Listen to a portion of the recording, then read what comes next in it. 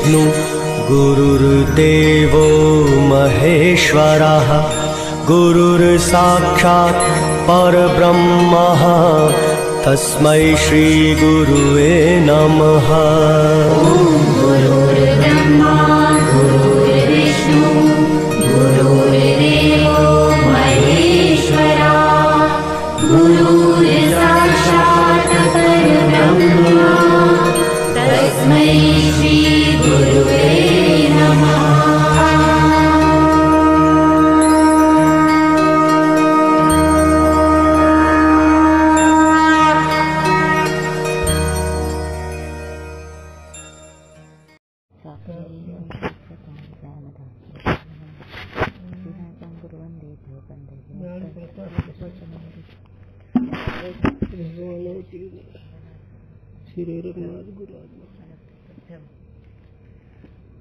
अस्सी भांति प्रिय सिंधु में नाम रूप जंजार लखिति ही आत्मस्वरूप निज हे तत्काल निहाल।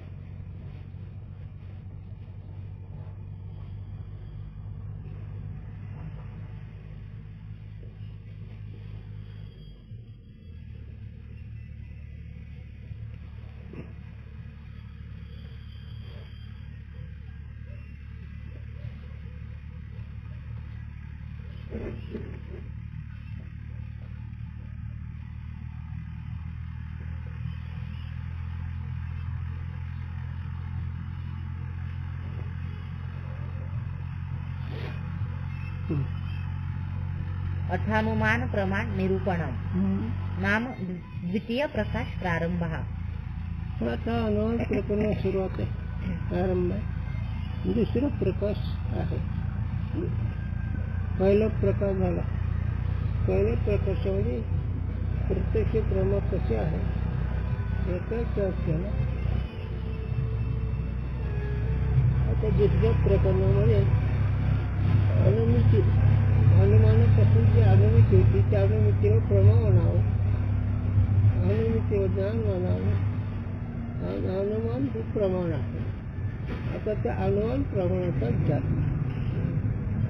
अनुमिति की सामग्री का लक्षण और स्वरूप. अनुमिती म्हणजे प्रमा, त्याचे लक्षण आणि अनुमितीचं स्वरूप, त्या ज्ञानाचंही स्वरूप काय आहे. पण त्याचा शब्दार्थ थोडा जर केला तर कळेल. अनुमिती म्हणजे सूक्ष्म विचार. अणु म्हणजे सूक्ष्म, मिती म्हणजे ज्ञान, सूक्ष्म ज्ञान. चला, त्याचा अर्थ शब्द अर्थ तुमच्यासारखं केला पाहिजे. विद्वान आहेत म्हणून म्हणतो बरं का. आता भाई कर मला ऐक मी सांगतो सर. चला, अनुमिति प्रमा का जो करण होवे तो अनुमान प्रमाण कहिए. अनुमिति प्रमाचं जे करण त्याला अनुमान प्रमाण म्हणावं. लिंग ज्ञानजन्य जो ज्ञान तो अनुमिति कहिए है. आता लिंग म्हणजे त्याचे चिन्ह से जे ज्ञान, त्या ज्ञानाला अनुमिति म्हणावं. जैसे पर्वत में धूम का प्रत्यक्ष ज्ञान होय के वनी का ज्ञान होवे है. आता इथं नीट आहे का, गडबड करू नका. वणीच्या ठिकाणी पर्वताच्या ठिकाणी वणी आहे. आता त्या वणीचं लक्षण काय, पर्वताचं काय आहे, आता याचा विचार थोडं विचाराने ऐका. जैसे पर्वत में धूम का प्रत्यक्ष ज्ञान होय के वनी का ज्ञान होवे है. नीट आता. कहा धूम का प्रत्यक्ष ज्ञान लिंग ज्ञान कहिए है. लिंग चिन्ह पर्वताच्या ठिकाणी अग्नीचं ज्ञान होतं, पण ते त्याचं लक्षण त्याचं लिंग कळलं पाहिजे. मग वर्णित लिंग काय धूम आहे. धुमावरून त्या अग्नीचं ज्ञान होतं पर्वताच्या ठिकाणी. तासे वनिका ज्ञान उपजे हे. त्याशिवाय त्या लिंग देहावरून, त्या चिन्हावरून, त्या धुमावरून वर्णीचं ज्ञान होतं. याते पर्वतने वनिका ज्ञान अनुमिती हे.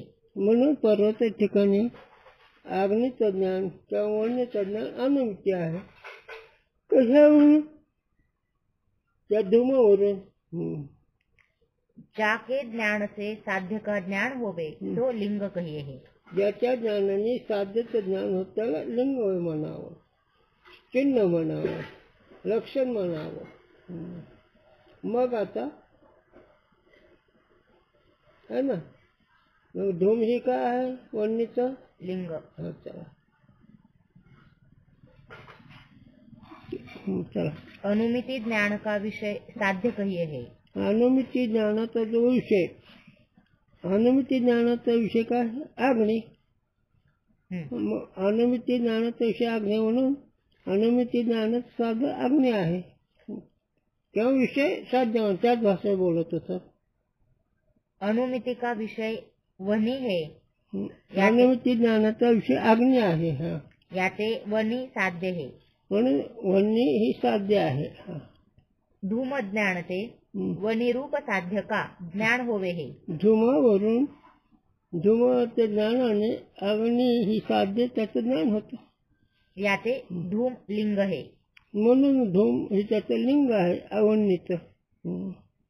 व्याप्य के ज्ञान ते व्यापक का ज्ञान होवे हे. व्याप्याच्या ज्ञानाने व्यापकाचं ज्ञान होतं. व्याप्य कोण आहे? व्याप्य कोण? तिथंच बघा, तिकडे बघा उदाहरणामध्ये. आता वाचलेली कोणते? व्याप्य के ज्ञान को ज्ञान ते व्यापक का ज्ञान होवे. म्हणजे व्याप्य कोण झालं तर? व्यापक कोण? धूम. बघा, व्याप्य धूम है ना, आणि व्यापक वनी. वन्य. हा, याते व्याप्य को लिंग कहे हे. म्हणून व्याप्याला लिंग म्हणायचं, व्यापक को साध्य कहे हे. व्यापक असं त्याला साधं हे सोपं प्रकरण. पुढे आलं मग सांगून तिथं. व्याप्ती वाले को व्याप्य कहे है. व्याप्ती आहे त्याला व्यापक म्हणावं. व्याप्ती निरूपक को व्यापक कहे है. व्यापक व्याप्ती निरूपक को व्याप्ती निरूपक जे असेल त्याला व्यापक व्यापक म्हणावं. अविनाभावरूप संबंध को व्याप्ती कहे है. आता अविनाभाव संबंधाला व्याप्त होणार. अविनाभाव संबंध कशाला म्हणायचा?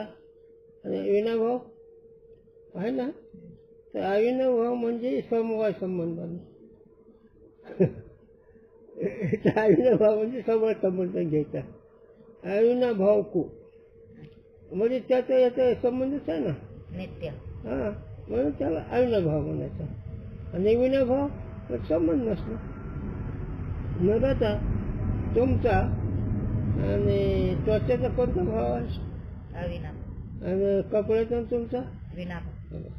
हे शास्त्रीय भाषा, ठराविक शब्द, याला पारिभाषिक शब्द होणार. पारिभाषिक शब्द काय म्हणायचं? ठराविक. तिथे तर तेच शब्द वापरला पाहिजे. कसं ते क त्या ठिकाणी दुसरं क चा अक्षर करता येईल का? नाही. क हे त्या बाराखडी तो पारिभाषिकच, ठराविकच.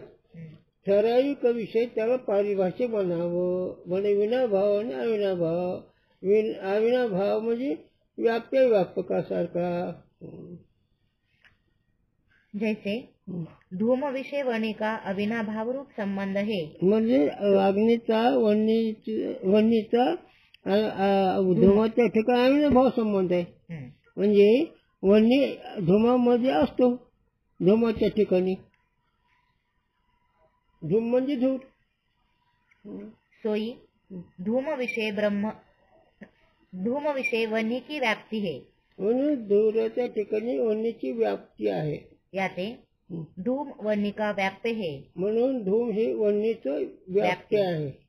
ता व्याप्ती रूप संबंध का निरूपक वनी है.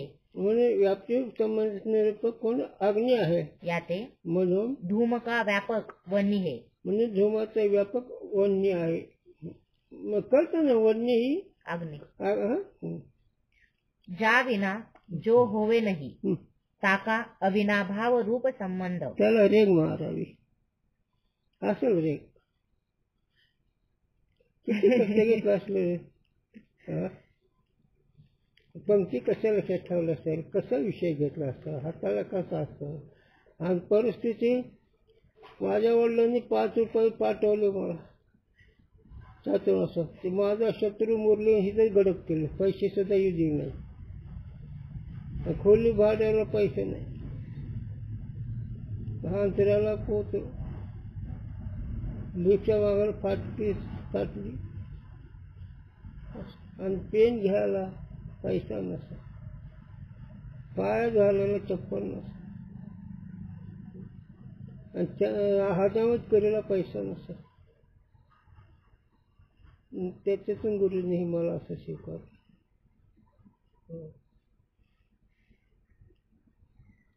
चला, ज्या विना जो. हे कशामुळे सांगितलं? ज्याच्या होतं जे राहत नाही त्याचा अविनाभाव संबंध असतो. ज्या विना जो होय नाही त्याचा अविनाभाव संबंध आहे. मग आता कोणावर कोण राहत नाही? धुरावाचं अग्नी राहत नाही. अग्नी तिथं अविनाभाव संबंध अग्नीचा आहे का धुमाचा आहे? धुराचा आणि अग्नीचा. धुराचा आणि अग्नीचा. पण अग्नी ही धुमाच्या ठिकाणी असतो. म्हणजे अग्नीचा अविनाभाव संबंध धुराशी आहे. ज्या विना जो रहे नाही त्याचा अविनाभाव संबंध आहे. मग अग्नीशिवाय धूम राहत नाही. धूमीचं ते लिंग आहे आणि ते धूम या लिंगावरून अग्नीची अनुभूती होती. हे चांगलं लक्षात ठेवलं म्हणजे ब्रह्माची कशी प्राप्ती होते, ब्रह्माचं ज्ञान कसं होतं, ब्रह्माचा कोणता संबंध, हे सगळं कळणार आहे पुढं. याते वर्णिका अविनाभाव रूप संबंध धूम में है का नाही? म्हणून अरे तो विचार कर, 70 वर्षानंतर हा विषय आहे. आयुष्यात मी ही तुला सांगायला लागले. लोक मला मागत होते, मला प्रभाकर अमृत अनुभव नाही सांगत का? हे लोक अनाधिकारी आहेत आणि विषय आपल्याजवळ नाही म्हणून ही संपादन करतात आणि पुन्हा आपली विद्वत्ता दाखवतात आणि ज्याने शिकवले त्याचं नाव घेत आहे. असं ते वाघमारे रामभाऊ तेली 6 महिने पडून होता माझं. शेवट काही नाही, मिळालं कुत्र्याचं ओळखीनं. म्हणून ज्ञान कोणाला सांगावं? अधिकाऱ्याला. ज्ञानाचा अधिकारी कोण? साधन चतुष्ट. मग तुम्ही आहेत का? तुम्ही आहेत का?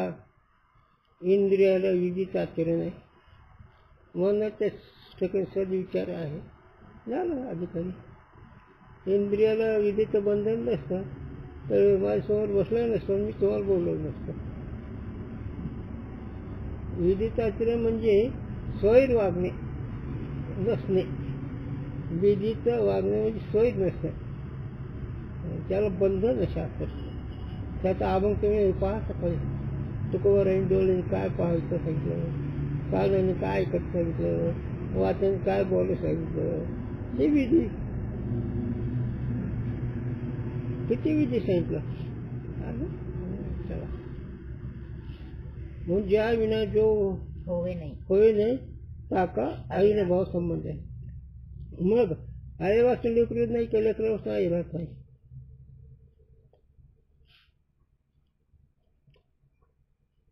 सोपं आहे. आईशिवाय लेकरू राहिलंच कसं? जर राहत असेल ती लेकरू तिथं नाही. मग आता ते मोठं झालं वेगळं, पण लेकरू हे शब्द 3 वर्षाच्या आत असतो. मोठे झालं ती मुलगी मुलगा हे पुढे येतं.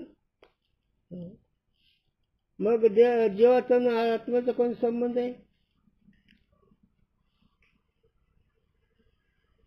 अविनाभाव संबंध. कारण जीव आत्म्याशिवाय जीव सिद्धच नाही ना. मग जीवा आत्म्याची व्याप्ती जीवाचं ठिकाण नाही ना. बस जाऊ दे पुढे नाही, हा विषय नाही. आता काय करू मी तरी.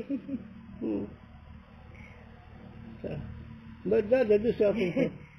देवाचा आणि भक्ताचा कोणता संबंध आहे? अविनाभाव. हो, जीवाचा आणि देवाचा अविनाभाव संबंध आहे. पण जीवाचं असं उलट झालं, जीवाला पैशाचा नाही आपला अविनाभाव संबंध वाटतो आणि काही खरं नाही. म्हणून ह्याच्याकडे शास्त्र श्रवण करून मनन करायचं की आपला संबंध फक्त चाल पाठीमागे चला. जनिक भाव अविनाभाव संबंध आहे की नाही, प्रत्येक भाव अविनाभाव संबंध. चला दादा दिवशी दाखवलं.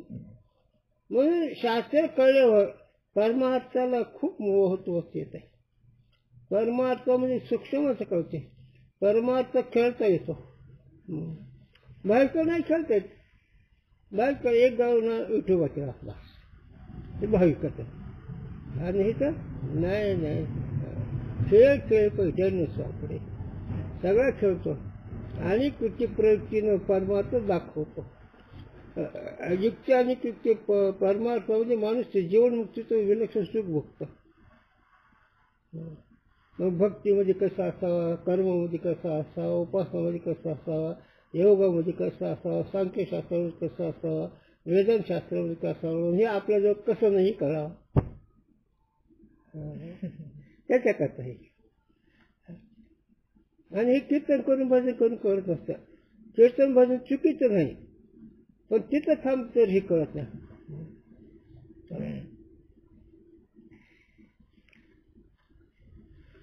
वनी विना धूम होवे नाही, वागण्याशिवाय धूर राहत नाही. म्हणून वागणीचा आणि वनीचा कोण वागणीचा आणि धुमाचा कोण संबंध आहे? धुमाचा अविनाभाव. याचे वनी का अविनाभाव रूप संबंध धूम में है ना. म्हणून अग्नीचा धुरामध्ये अविनाभाव संबंध आहे. धूम अग्नीशिवाय धूम राहत नाही.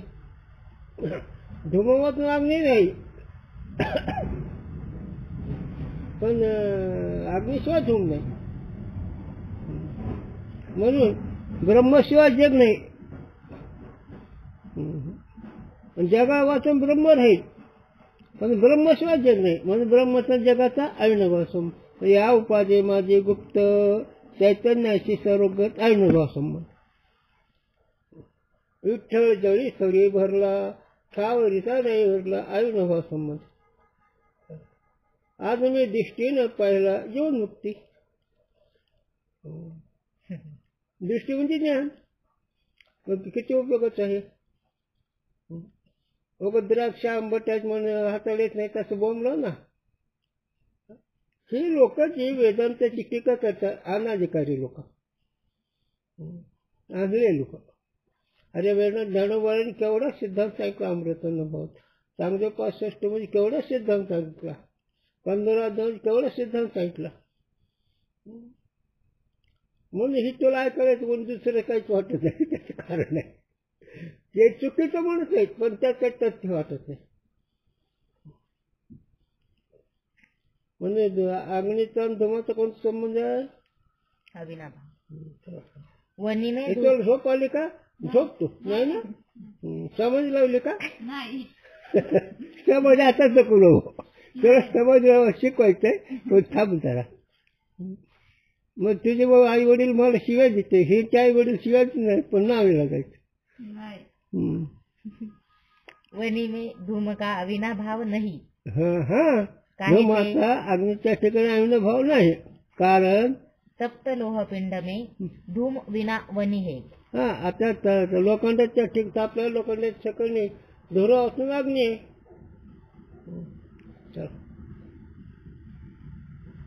याते धूम का व्याप्य वनी नहीं. म्हणून धुमाचं व्याप्य अग्नी नाही. वनी का व्याप्य धूम है. वनीचा व्याप्य होतो धूम आहे. तैसे रूप का व्याप्य रस है. पृथ्वी जल तेज में रूप रहे है. पृथ्वी जल में रस रहे है. हो ना. एक तैसे तैसेच्या प्रमाणे रूप का व्याप्य रस है. रूपाचा व्यापक रस आहे. पृथ्वी जल तेज में रूप रहे है. पृथ्वी जल तेज में रूप रहे है. याच्या ठिकाणी रूप राहत आहे. पृथ्वी जल में रस रहे है. पृथ्वी जलाच्या ठिकाणी राहते. नाही रसाच्या ठिकाणी पृथ्वी जल में रस रहे है, पृथ्वी आणि जल याच्यामध्ये रस राहतो. याते हं. रूप का अविनाभाव रूप संबंध रस में होने ते हं. रूप का व्याप्य रस है. म्हणून रूपाचं संबंध रसाशी असल्यावर हेच ना म्हणून त्याचा अविनाभाव संबंध आहे रूपाचा आणि रसाचा. हं.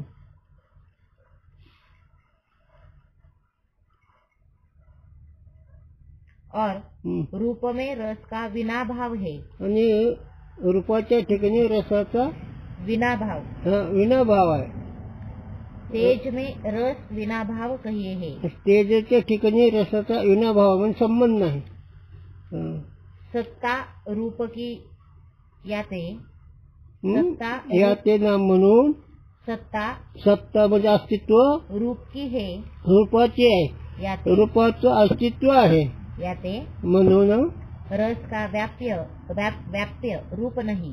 म्हणून रसाचं व्याप्य रूप नाही. हं. जो जासे व्यभिचारी होवे हं. सो ताका व्याप्य होवे नहीं. जी ज्याच्यावर वेगळं असतं व्यभिचार म्हणजे वेगळं ती त्याचे व्याप्य होत नसतं. हं. अधिक मग आता तुमचं व्याप्य काय आणि तुमचं व्याप्य काय नाही.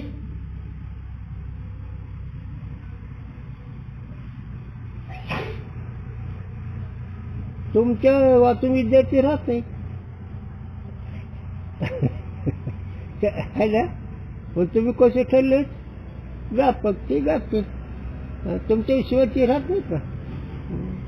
मग ज्याच्या वाचून जे राहत नसतं ते त्याचं व्याप्य असतं व्याप्यच ना. मग देवाशिवाय जग नाही का जगाशिवाय देव नाही. मग देव कसं झाला व्यापक आणि हे कसं झाले व्याप्य. व्याप्य. व्याप्याचा व्यापकाचा अविनाभाव संबंध आहे का विनाभाव संबंध आहे. अविनाश जगाचा परमात्म्याचा अविनाभाव संबंध आहे. पण वास्तविक आहे जग नाही तर अविनाभाव आणि विनाभाव नाहीच तिथं पुढे जायचं. मग आता सांगा रामकृष्ण 2 मिनिटं द्रष्टा आणि साक्षी याचा पण संबंध आहे.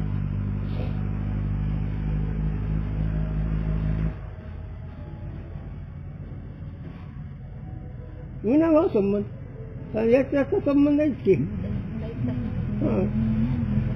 कारण दृश्य वेगळं आहे ना द्रष्टा वेगळा आहे ना. मग विनाभाव काय विनाभाव विनाभाव संबंध विना का साक्षी 3 अवस्थेमध्ये आहे मन 3 अवस्थेत नाही. आज असं खेळता आला पाहिजे. आणि तसंच ते नामरूप जगत याच्यामध्ये आपला संबंध आपला मत नाही. पण महाराज काय सांगायच्या गोष्ट किती जीव कोणतं फापावला आहे. महाराज लोक जाताना कीर्तनाला जाताना आता ते तेल लावून अंगाला जातात. किती भगवंत त्याच्यावर चाललाय. भगवंत भोळा भाविकाचा याचं आम्हाला एक पाचकर बाबांचे मिळतात. उगा एक तुम्हाला त्याची खेळ नुकती दाखवतो युक्ती चुनूक. अधिक देश में जो रहे हैं तो व्यभिचारी कहिए है. अधिक देशामध्ये राहत त्याला व्यभिचारी म्हणा वेगळं म्हणावा. धूम से अधिक देश में रहे जो वनी तो धूम का व्यभिचारी है. हा ना वेगळा आहे ना. आग्नेय आणि धूम याचे वेगळे पण आग्नेय जास्त देशात राहतो आणि धूम थोड्या देशात राहतो. आग्नेय कुठे राहतो त्या लोखंडामध्ये राहतो. धूम लोखंडात राहत नाही. रस ते अधिक देश में रूप रहे हैं. रसाच्या अधिक देशामध्ये रूप राहतं. याते रस का व्यभिचारी रूप है. म्हणजे रसाचा व्यभिचारी रूप आहे म्हणजे वेगळं राहतं ना. जो न्यून देश में रहे ताके विषय अविनाभाव संबंध है. हा पुन्हा वाचा. जो जे न्यून देश में रहे जे न्यून म्हणजे परिच्छिन्न देशात राहतो ताकेविषयी त्याच्या विषयी अविनाभाव संबंध आहे. अविनाभाव संबंध आहे. म्हणजे धूम अल्प देशात राहतो ना, न्यून देशात राहतो, धुमाचा ह्याचा अविनाभाव आहे. आणि जे अधिक जास्त राहतं त्याच्या बाबतीत अविनाभाव आहे. सोई व्याप्य है ते व्याप्य आहे. वणी ते न्यून देश में धूम है. वणीच्या न्यून देशामध्ये धूम आहे. याते म्हणून वणी की धूम विषय अविनाभाव रूप व्याप्ति है. म्हणून वणीची धूम विषय धोराच्या ठिकाणी अविनाभाव रूप व्याप्ति है. अविनाभाव व्याप्ती आहे. कारण ज्याच्यापासून जे राहत नाही त्याचा अविनाभाव आहे. मग कोणावर कोण राहत नाही सिद्धांतामध्ये. ब्रह्मापासून जगत मग ब्रह्माचा जगाचा विनाभाव संबंध नाही. सांगतो ना, कोणाही कोणाशी न घडे संबंध आहे शुद्ध बुद्ध ठाईचाची. तुकोराय काय म्हणतात, कोणाही कोणाशी न घडे संबंध आहे शुद्ध बुद्ध ठाईचाची. विनाभाव संबंध कळतं का वार. त्याच्या वाचून रात बी नाही, त्याचा संबंध नाहीच ना. म्हणून न करी संग राहिले निश्चय लागून दी मळमतेचा. पण ती बाई काय म्हणते, काय जेवण बसले काय. ज्ञानी अशी तर पंजा घेऊन जिंकते. ज्ञानाबद्दल त्यानं विलास होत चाललाय. तू ब्रह्म म्हणतोय, दाखवतो मठाच्या रूपाने नाकात काढी, विद्वताच्या रूपाने नाकात काढी, रिद्धी सिद्धीच्या रूपाने नाकात काढी. शिस्त टिकवलाय. ती गरुंची आठवण सांग आहे खोटी, वाटतच नाही खोटी, ती आहे खरी खोटी. असावं खोटं, वाटावं खरं, ते असं खरं खोटं. मग ज्ञान अज्ञान वाटलं की ते अज्ञान होतं. याच्याकडचं असतं काही खरं हे, ह्याच्यात विलक्षण सुख आनंद मिळतो. मग आता सगुण परमात्मा आणि तू कसं काय विनाभाव का विनाभाव.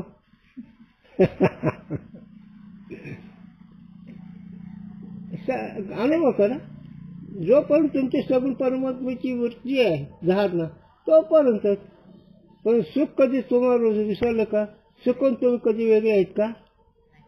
याचा विनाभाव आणि याचा अविनाभाव कळतं का. वेतन कसं आहे ते म्हणजे काल नाही काही पोट घेऊन दादाला ते कुणालाच येत नाही. चला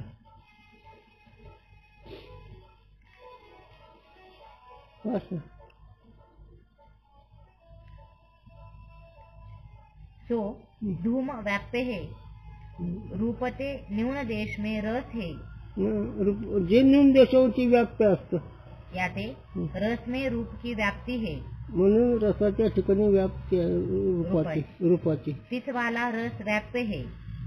रस त्याच्यात रूपामध्ये रस व्याप्य है. जैसे न्यून देश में रहने वाले में अधिक देश वाले की व्याप्ति है. जे कमी देशामध्ये असते त्याच्यावर अधिक देशाची जे आहे त्याची व्याप्ती आहे. तैसे दोय पदार्थ समान देश में रहने वाले होवे तिनकी भी परस्पर व्याप्ति होवे है. आणि दोन्ही पदार्थ समान देश असेल त्यांच्यावर परस्पर व्याप्ती होते. जैसे गंध गुण और पृथ्वीत्व जाति केवल पृथ्वी में रहने वाले हैं. दोन्ही गुण याच्या ठिकाणी येतात ना, गंध आणि पृथ्वीत्व जाति. हो, पृथ्वीत्व जाती आणि गंध दोन्ही पृथ्वीच्या ठिकाणी राहतात. म्हणजे समान सत्यावाले दोन्ही पदार्थ झाले. गंध की व्याप्ति पृथ्वीत्व में है और पृथ्वीत्व की व्याप्ति गंध में है. म्हणजे जगाची व्याप्ती पृथ्वीची व्याप्ती गंधामध्ये, गंधाची व्याप्ती पृथ्वीमध्ये. तैसे स्नेह गुण और जलत्व जाति जल में है. आता स्नेहपणा पातळपणा जलाच्या ठिकाणी पृथ्वी सारखं याचं स्वरूप. जल विना स्नेह और जलत्व रहे नहीं. म्हणून पाण्या वाचून स्नेहपणा आणि जलत्व राहत नाही.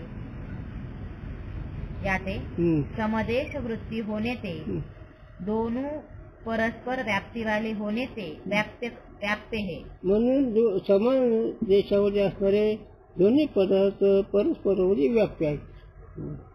काहे ते? कारण जैसे न्यून देश वृत्ती में अविनाभाव रूप संबंध है, न्यून देशामध्ये जो पदार्थ त्याचा अविनाभाव संबंध आहे. तैसे समान देश वृत्ती पदार्थन का भी परस्पर अविनाभाव है. तसं समान देश वृत्ती समान देशवरती राहणारे पदार्थ जे पदार्थ असणारे परस्पर अविनाभाव है. परस्पर अविनाभाव संबंध आहे. म्हणजे एकच कसं राहत नाही ना. म्हणजे जलाशिवाय स्नेह राहत नाही, स्नेहाशिवाय जल राहत नाही. बघ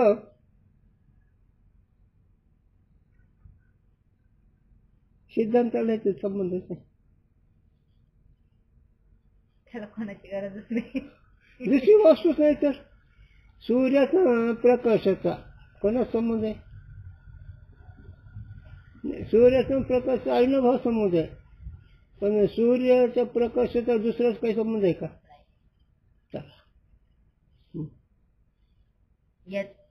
यद्यपि पृथ्वीत्व से न्यून देश वृत्ति गंध है, पृथ्वीच्या न्यून देशामध्ये गंध आहे. और जलत्व से न्यून देश वृत्ति स्नेह है. जलाच्या न्यून देशे म्हणजे स्नेह म्हणजे पातळपणा आहे. काहे ते? कारण प्रथम क्षण में निर्गुण द्रव्य उपजे है, द्वितीय क्षण में गुण उपजे है. पहिल्या क्षणात जग व्यापक द्रव्य निर्माण होतं, दुसऱ्या क्षणी गुण निर्माण होतो. और जाति प्रथम क्षण में भी द्रव्य विषय रहे है, आणि जाती जी येतात ते प्रथम क्षणी सुद्धा त्या द्रव्यामध्ये राहते. याते घट के प्रथम क्षण में गंध का व्यभिचारी पृथ्वीत्व होने से ताके विषय गंध का अविनाभाव संबंध रूप व्याप्ति का अभाव है. ते जरा वाक्य बरोबर नाही. याते घट के प्रथम क्षण में याते घटाच्या प्रथम क्षणामध्ये गंध का व्यभिचारी पृथ्वीत्व गंधाचं व्यभिचारीचे पृथ्वीत्व होने से असल्याने ताके विषय त्या पृथ्वीच्या विषयी पृथ्वीत्व विषयी गंध का अविनाभाव रूप संबंध व्याप्ति का अभाव है. गंधाचा अविनाभाव रूप संबंध त्याचा अभाव आहे. पृथ्वीच्या ठिकाणी पृथ्वीत्वाच्या ठिकाणी ना पृथ्वीत्व आणि गंधाचं वेगळं वेगळं आहे ना. पृथ्वीचाच एक गुण गंध आहे आणि पृथ्वीत्व एक त्याचा पृथ्वीचाच गुण आहे. हे दोन्ही गुण झाले ना वेगळे म्हणून और उत्पत्ति क्षणवर्ती जल में स्नेह का व्यभिचारी जलत्व होने से ताके विषय स्नेह का अविनाभाव रूप संबंध नाही. जे पाणी उत्पन्न व्हायच्या आधी त्याच्या ठिकाणी जलाचा स्नेहाचा संबंध आहे. जे उत्पन्न झाल्यानंतर ती आहे स्नेहपणा. जे उत्पन्न बरोबर स्नेहपणा ते उत्पन्न झाल्यानंतर त्याच्या ठिकाणी पातळपणा आहे. याते म्हणून स्नेह की व्याप्ति का जलत्व में अभाव होने से म्हणून स्नेहाचा जलाच्या ठिकाणी अभाव असल्याने स्नेह का व्याप्य जलत्व नहीं. स्नेहाचा व्याप्य जलत्व नाही. इस रीति से पृथ्वीत्व का व्याप्य गंध है, गंध का व्याप्य पृथ्वीत्व नहीं. अशा रीतीने पृथ्वीचं व्याप्य गंध आहे, पृथ्वीत्व नाही. तैसे जलत्व का व्याप्य स्नेह है, जलत्वाचं व्याप्य पातळपणा आहे. स्नेह का व्याप्य जलत्व नहीं. स्नेहाचं व्याप्य जलत्व नाही. तथापि तरी पण गंधत्व और पृथ्वीत्व परस्पर व्याप्ति वाले है. याते दोनों परस्पर व्याप्त है. म्हणजे गंधत्व आणि पृथ्वीत्व परस्पर व्याप्ति वाले है. परस्पर म्हणजे व्याप्तीवाले दोन्ही. याते दोनों परस्पर व्याप्त है. म्हणून दोन्ही कशी परस्पर व्याप्त आहे. व्याप्तच ना. तैसे स्नेहत्व और जलत्व दोनों परस्पर व्याप्त है. तसेच स्नेहत्व आणि जलत्व दोन्ही परस्पर व्याप्त आहेत. काहे ते? कारण गंध की अधिकरण ताकू गंधत्व कहे है. गंधाचं अधिकरण जे असणार त्याला गंधत्व म्हणायचं. गंधाचा अधिकरण कोण आहे? पृथ्वी. और स्नेह की अधिकरणता को स्नेहवत्व कहे है. स्नेहाचा अधिकरण स्नेह, त्या स्नेहत्व म्हणायचं त्याला. स्नेह पातळपणा. जिसमें जो पदार्थ कदाचित होवे तिसमें ता पदार्थ की अधिकरणता सदा रहे है. ऐका नाही, वाक्य लक्षात ठेवा. ज्या त्या ठिकाणी जो पदार्थ कदाचित होवे कदाचित आहे कदाचित नाही तिसमें त्यामध्ये ता पदार्थ की अधिकरणता सदा रहे है. त्या पदार्थाकडून त्या पदार्थ अधिकरणता राहते. अधिकरण म्हणजे अधिष्ठान. यह व्याप्ति निरूपण में जगदीश भट्टाचार्य आदिकों ने लिखा है. हे जगदीश भट्टाचार्य आणि पुणे असणारे त्यांचे स्नेही त्यांनी लिहिलेलं आहे. हे कोण आहे? न्याय दृष्टीची भाषा, न्यायाची भाषा. ही वेदांताची नाही भाषा. वेदांताचे शब्द सगळं उडून टाकते ते. चला, तहा यह प्रसंग है. तिथं असे प्रसंग आहेत तिथं. अव्याप्य वृत्ती अव्याप्य वृत्ती पदार्थाची अधिकरणता व्याप्य वृत्ती होवे है. अधिकरण मध्ये जे अधिष्ठान आहे त्याला व्याप्य म्हणायचं. अधिकरणता अव्याप्य वृत्ती नहीं होवे है. अधिकरण जे आहे त्याची अव्याप्य वृत्ती राहत नाही. अव्याप्य वृत्ती दो प्रकार की होवे है. अव्याप्य वृत्ती दोन प्रकारची असते. देशकृत अव्याप्य वृत्ती होवे है. एक देशकृत अव्याप्य आहे आणि एक और कालकृत अव्याप्य वृत्ती. एक कालकृत अव्याप्य होते. एक देशाने एक कालाने. जो पदार्थ के एक देश में होवे और एक देश में न होवे तो देशकृत अव्याप्य वृत्ती कहिए है. काही देश आहे आणि काही देश नाही. अव्याप्य वृत्ती बनावा. देशकृत बनावा. जैसे पदार्थ के एक देश में संयोग होवे है. जसे एका पदार्थाचे काही देशामध्ये संबंध होतो सो देशकृत अव्याप्य वृत्ती है. आणि त्याला देशकृत अव्याप्य वृत्ती म्हणायचे. परंतु पण संयोग की अधिकरणता सारे पदार्थ में होवे है. आणि त्या संबंधाची संयोगता सगळ्या पदार्थ ठिकाणी. सगळे पदार्थ संयोग होतोच की. सो एक देश में नहीं एक देशात नाही. म्हणून अव्याप्य वृत्ती संयोग की अधिकरणता व्याप्य वृत्ती है. म्हणून अव्याप्य वृत्ती नाही, सगळ्या ठिकाणी त्याची ही व्याप्य वृत्ती आहे. का व्याप्य व्याप्य संयोग ही सगळे संबंध आहे ना. अव्याप्य वृत्ती नहीं. अव्याप्य नाही म्हणजे व्याप्य आहे. यह सिद्धांत है. असा त्यांचा सिद्धांत आहे. और आणि किसी काल में होवे किसी काल में नहीं होवे तो कालिक अव्याप्य वृत्ती कहिए है. काही काळात आहे काही काळात नाही, त्याला काल व्याप्य म्हणतात. पूर्व कही रीति से गंधाधिक गुण कालिक अव्याप्य वृत्ती है. मागे गंधाधिक गुण सांगते ते कालिक व्याप्य वृत्ती आहे. काही काळात राहतो गंध, काही काळात गंध राहत नाही. तिनकी अधिकरणता द्रव्य की उत्पत्ति क्षण में भी रहे है. आणि त्याची द्रव्याची उत्पत्तीच्या ठिकाणी राहते त्या क्षणामध्ये. अधिकरण म्हणजे ती पृथ्वी.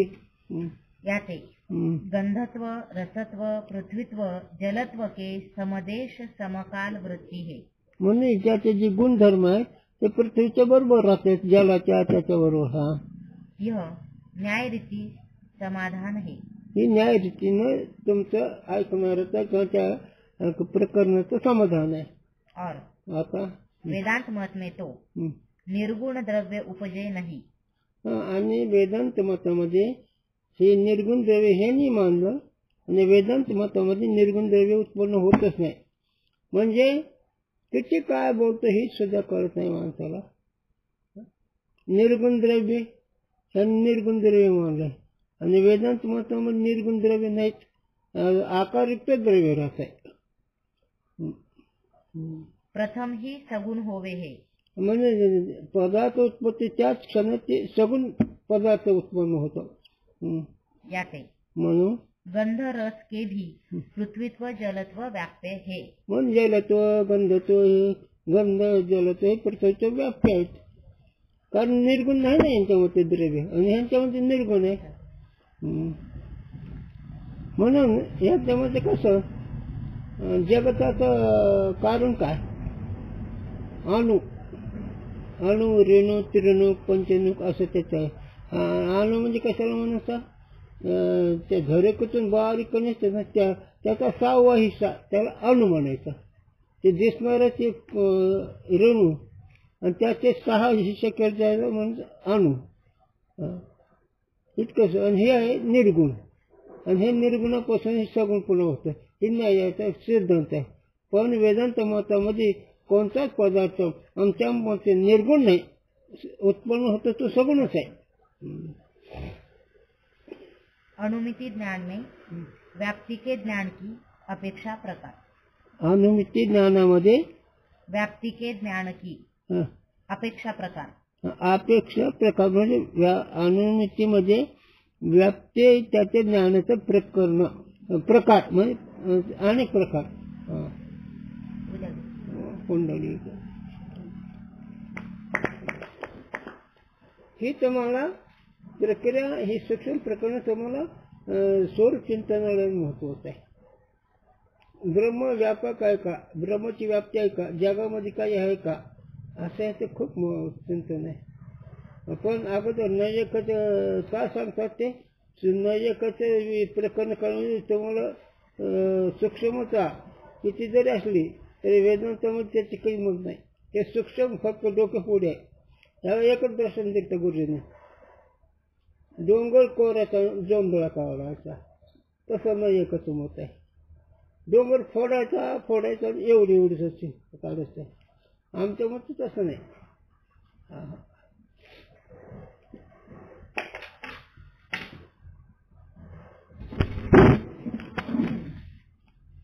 आज कोणती गोळी